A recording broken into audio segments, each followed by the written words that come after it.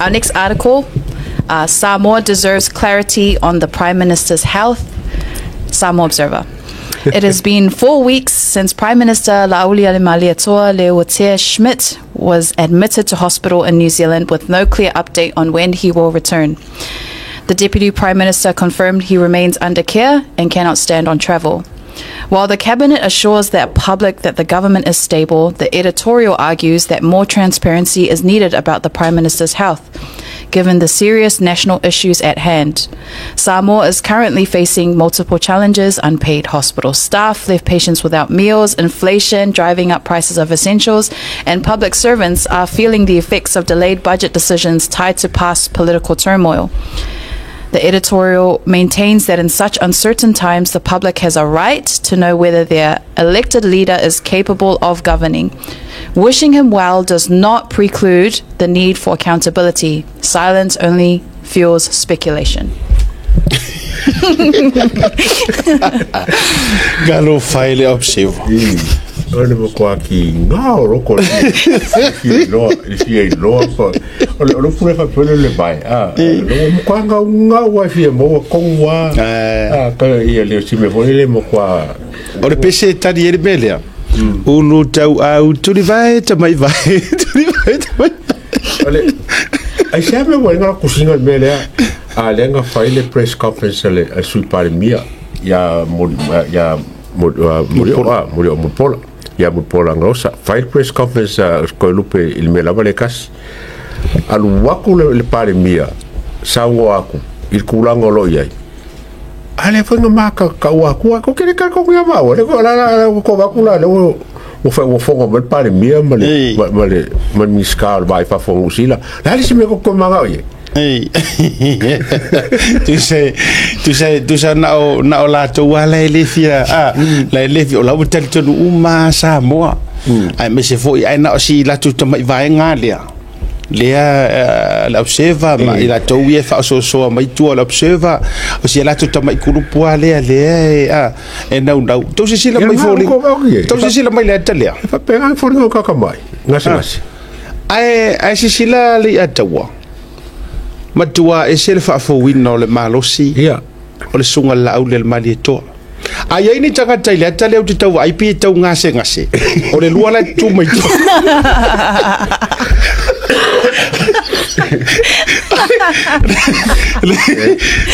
lo faccio le via per consula kama kaka piko sini mai kaka le ko bo stupidez e fa io ma ia pi ka uri se lua le be wa ko ele ai o te o fa ia tu e mai la fiona con consula ona o pe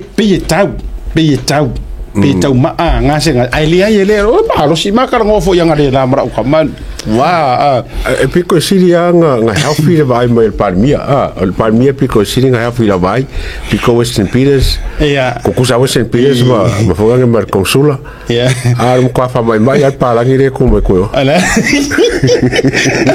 e mantua le fia le ngolo fa mitala toi le fia fa mai Samoa deserves to know, or what? Needs to know. Deserves clarity on the Prime Minister's health. From who? Oi, ko ke manga o makuai. Mo sa wa ku Palemia. E tilo. La tao su el fo ma ia Palemia. Na o la tao si vai so ni su. Le fo ma. A mo ke lo o fo ia sa o fo ma ia avec clarity. Ele fia claro. Eu foi com o cango le aor bar Palemia ilo kwa manga. Ko for nga meso. Le te fayet.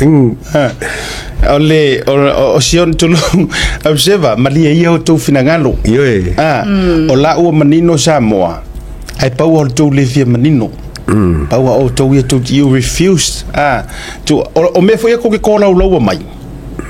Fa mai o fa fitauri le fia ngai malo saulo la i o peile to tongi o me ale o mga fo ia o me na o me ai na le na ke vai kuka na tu wa uma na fo ia na fa fitauri ka sera so fo ia io wa uma na fo ia ma tu langa o malava ai o te loa I think wa misia ele ta ai wa misia ele ta le Afioga Palemia. Yes, No, I'm sure. Wa kaulengi la ko news mo ngasinga se umile. Maybe Anna, what do you think? Maybe, but what a stupid way to show how you miss him. Yes, ola le ai man tu fo I wa misi le vai nga. Tamo mo e yuta ile. Ia man kola le ko yu kan mo ka sa mo la ngale o Palemia ro we. Wa misi le o ta Yesu e mani nai atiko. Ia nga. O le mela le wa tupu. Le wa na o le tusi. Kero e. Wa paso ya ko lupe multo. Exacto. Ya ko apinisa o me ko mo Kero la mela o tupu. Kero deep inside lo for my I think we rather go to Lauli. Awa nga ko ver. Ku se o ya ko lupe ma ngarosa. O lang ila ko fisiri parkalafa. Nga le dua upupe dua lenga kali ma ye ko rupe ma ai pi le ai wa misia la ngo ole Afioga Palemia e tali fo le details ma fo ngale e isi kai me ki ngale le fia ma ye yo Palemia ya ai fa lo metu a wo ke yo ku ya ngarusa e ve la kali ngarusa fa me ngarusa pa se fi se ka ka si so fo ya eu sou foi ka social media mai ngarosa mai ele mai social media me fa ele fa nga maror ngi ele ma vai ta do inga ele fia la ele vai nga ye karinga io ele fia que lo kadi sa oya kadi la ko ingo Trump lengo ka ngo share mai lunga ngafi la nga so mai ko maro mai. Well, APC, no, I'm not going to answer any question for you from APC.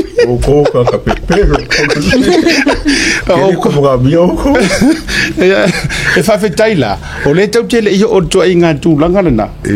Ole, ye walang okula epanga nga pasi. Mangkora observe for ilang pinge kula ep. Yenga. O misia ya si o so nga ai si o so nga na tusta laile observe. Si o tei la e wasilia ko la walu la fo mengi menga ruenga fa vai kaimi adalo fa se uso ya wengi Wayne olo kaset olo tamor matua ai sa tu stala la observe le te popo fo wa fo ile amatang kaiminga la public enemy number 1 na ku la e pa observe man tu ala ka ko ngwale lenga ku ia ku la e pa visili fa mai ku la e pa oi observe o tole fa tala le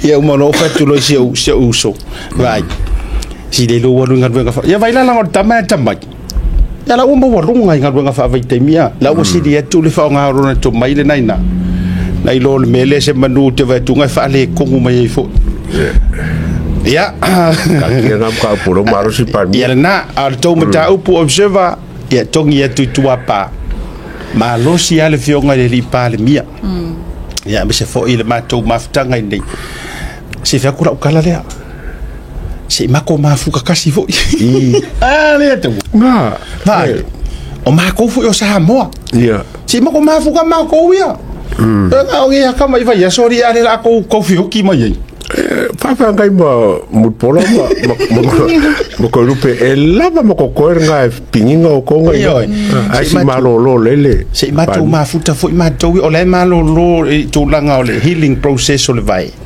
ana tu mai fa ngata na tu la ilunga ono la na to la lole tapu vai eu ko se fia so ele me foi langa ko ilunga ngai ko ke se fia o le Afioga Palemia le o se tanga fo itinoiti e fai ke nga kala le tu la ima put pressure ma fai le ve ele vai ngane na toto e fa le tot ya ai afa pe le ka konwa o la fo tuanga ya o ele te tusia tala ya alu nga ngaulo vai na e alu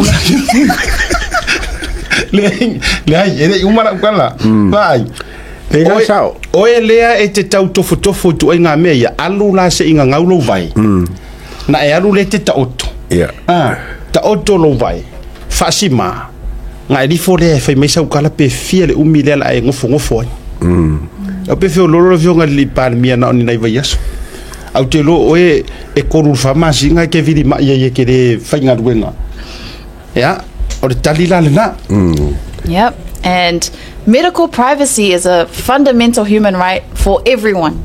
Whether you're the Prime Minister, whether you're a public figure, you have the right to it. So Samoa Observer, I don't